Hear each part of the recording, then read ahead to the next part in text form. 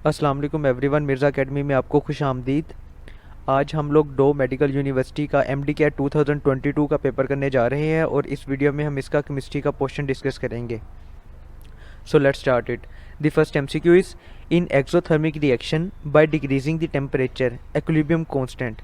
Exothermic reaction वो होता है जिसमें हीट रिलीज हो रही होती है। ओके, अब हमने टेम्परेचर को डिक्रीज कर दिया है, तो इक्विलिब्रियम कांस्टेंट के साथ क्या होगा?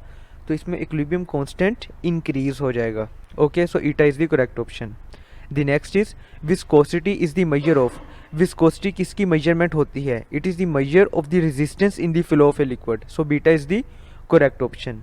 Okay, the next is acetone gives. Acetone क्या देता है? So acetone gives iodoform test positive. ठीक है, एसीटोन जो है वो पॉजिटिव आइडोफॉर्म टेस्ट देता है। So delta is the correct option.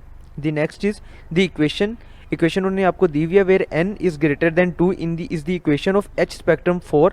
ये अगर n की वैल्यू जो है वो 2 से ज़्यादा होगी तो हाइड्रोजन स्पेक्ट्रम जो है वो किस सीरीज़ में लाई करेगा? तो हाइड्रोजन स्पेक्ट्रम जो है वो विजिबल सीरीज़ में लाई करता है और बाल्मर सीरीज़ में लाई करता है। ठीक है, बाल्मर जो है ये विजिबल सीरीज़ होती है। So eta is the correct option. The next is the equation of the first law of thermodynamics. First law of thermodynamics की इक्वेशन उन्होंने लिखी हुई है will reduce at constant volume 2। अगर हम वॉल्यूम को कांस्टेंट रखते हैं तो इस इक्वेशन के साथ क्या होता है? ये इक्वेशन क्या बन जाएगी? तो ये इक्वेशन बनती है Q is equal to delta E. Okay, so delta is the correct option. The next is the electrolysis of dilute acid. कोई भी डाइल्यूट एसिड की अगर हम इलेक्ट्रोलिसिस करते हैं, गिव्स वो देता क्या है? यानी एनोड और कैथोड पे क्या प्रोड्यूस होता है अगर हम डाइल्यूट एसिडिक सोल्यूशन की इलेक्ट्रोलिसिस करते हैं? तो इसमें हमारे पास हाइड्रोजन प्रोड्यूस होता है कैथोड पे और ऑक्सीजन प्रोड्यूस होता है एनोड पे। Okay, the next is Ostwald's process is the oxidation of. Ostwald process में किसकी ऑक्सीडेशन होती है? तो ये अमोनिया की ऑक्सीडेशन होती है। Ammonia is in beta, so beta is the correct option. The next is the dipolar movement of CO2 is zero. CO2 का डाइपोलर मूवमेंट जो है वो जीरो है बिकॉज इट इज, वो क्यों जीरो है? क्योंकि वो लीनियर है। ठीक है, अगर वो लीनियर होगा तो उसका डाइपोलर मूवमेंट जो है वो जीरो होगा। So beta is the correct option. The next is the two crystals NaNO3 and CaCO3 are both trigonal. ये दोनों क्रिस्टल्स जो हैं ये ट्राइगोनल हैं। दे आर, ये दोनों क्या हैं? ये आइसोमॉर्फ्स हैं। आइसो का मतलब होता है सेम और मोफ का मतलब होता है फॉर्म या स्ट्रक्चर। तो इन दोनों की फॉर्म या स्ट्रक्चर जो है वो सेम है, दोनों जो है वो आइसोमॉर्फ्स हैं एक दूसरे के। Okay, the next is nylon 66 is a. Nylon 66 जो है वो कंडेंसेशन पॉलीमर है और ये किससे मिलके बनता है? ये हेक्सेन डायोइक एसिड और 1,6 डाई अमाइनो हेक्सेन, इन दोनों से के रिएक्शन से नाइलॉन 66 प्रोड्यूस होता है। So beta is the correct option.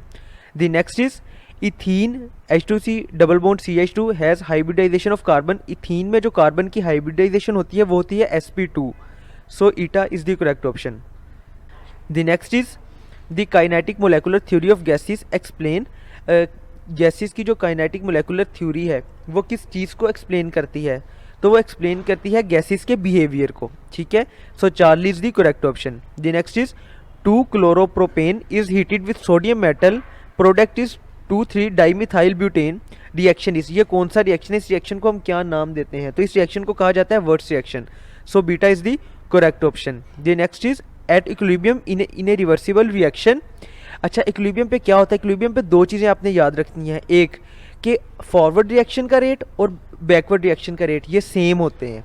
ठीक है, ये दोनों सेम होते हैं। और दूसरी बात, जो कॉन्सेंट्रेशन होती हैं रिएक्टेंट्स की और प्रोडक्ट्स की दोनों की, वो कांस्टेंट रहती हैं। ठीक है, इन्हें इक्वल नहीं बोलना, वो कांस्टेंट रहती हैं। So the concentration of reactant and product become constant and the rate of forward reaction is same as the rate of backward reaction. So delta is the correct option.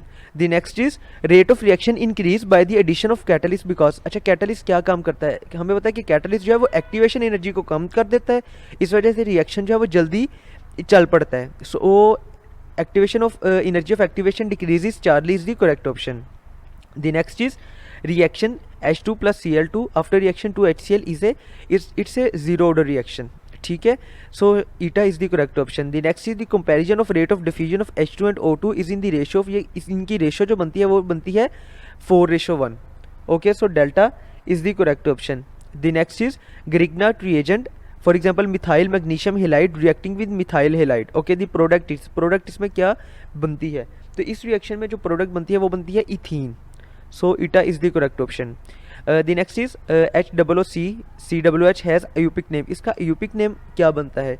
इसका eupic name बनता है ethane dioic acid, ठीक है। Oxalic acid भी इसी का नाम है, लेकिन वो इसका कॉमन नेम है, ठीक है। इसका यूपिक नेम बनता है ethane dioic acid. So delta is the correct option. अगर वो पूछेंगे कि इसका कॉमन नेम क्या है, तो वो बनेगा oxalic acid. The next is pulverised CaCO3 react faster because of the increase in. Pulverise का मतलब क्या होता है? पल्वराइज का मतलब होता है कि फाइन पाउडर में ग्राइंड कर लेना, ठीक है। कि एक आपके पास कोई बड़ा पत्थर है या कोई बड़ा मेटल है या कुछ भी है, उसको अगर हम फाइन पाउडर में ग्राइंड कर लें तो इस प्रोसेस को हम बोलते हैं पल्वराइज्ड। तो इसकी वजह से क्या होता है? उसका सरफेस एरिया इंक्रीज हो जाता है, और सरफेस एरिया इंक्रीज होने की वजह से क्या होता है कि वो ज़्यादा अच्छे तरीके से या ज़्यादा जल्दी रिएक्ट करता है। Okay, so beta is the correct option. The next is oxidation of K2MnO4 by Cl2 is to manufacture. अगर हम K2MnO4 की ऑक्सीडेशन करवाते हैं Cl2 से, ठीक है, तो इसके नतीजे में कौन सी प्रोडक्ट प्रोड्यूस होती है? तो जो प्रोडक्ट बनती है वो बनती है KMnO4। Okay, so delta is the correct option. The next is aldehyde reacts with. Aldehyde जो है वो किन से रिएक्ट करते हैं? तो वो माइल्ड ऑक्सीडाइजिंग एजेंट से भी रिएक्ट करते हैं और स्ट्रॉन्ग ऑक्सीडाइजिंग एजेंट, इन दोनों से वो रिएक्ट कर लेते हैं। So Charlie is the correct option. The next is benzene is subjected to alkylation, nitration and oxidation. The product is. अगर बेंजीन के साथ ये तीनों काम होते हैं, ठीक है, तो इसके नतीजे में कौन सी प्रोडक्ट प्रोड्यूस होती है? सो इसके नतीजे में ONP नाइट्रोबेंजोइक एसिड प्रोड्यूस होता है, ठीक है, OB और PB दोनों। द नेक्स्ट इज इन कैस्नर कैलन सेल। कैस्नर कैलनर सेल में क्या चीज़ होती है हमारे पास? तो इसमें NaOH प्लस H2 प्रोड्यूस होता है कैथोड पे और क्लोरीन प्रोड्यूस होती है एनोड पे। So delta is the correct option. The next is Bakelite is a polymer of. Bakelite जो है वो किसका पॉलीमर है? तो बैकलाइट पॉलीमर है फॉर्मेल्डिहाइड का और फिनोल का, ठीक है, इन दोनों का। So delta is the correct option. The next is phenol when subjected to nitration product is. Phenol की जब नाइट्रेशन हम करवाते हैं तो कौन सी प्रोडक्ट प्रोड्यूस होती है?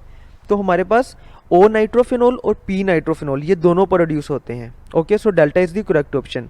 The next is heating a mixture of chromite and C2CO3 in air is to manufacture. ये क्या चीज़ मैन्युफैक्चर करने के लिए प्रोड्यूस होता है? इससे मैन्युफैक्चर होता है K2CrO4। Okay, so eta is the correct option. The next and the last one for this part is a strong electrolyte is one that dash completely in solution. Electrolyte की definition ये होती है कि वो ionise हो जाए। तो strong electrolyte वो हो जाता है जो कंप्लीटली आयोनाइज हो जाता है। So delta is the correct option.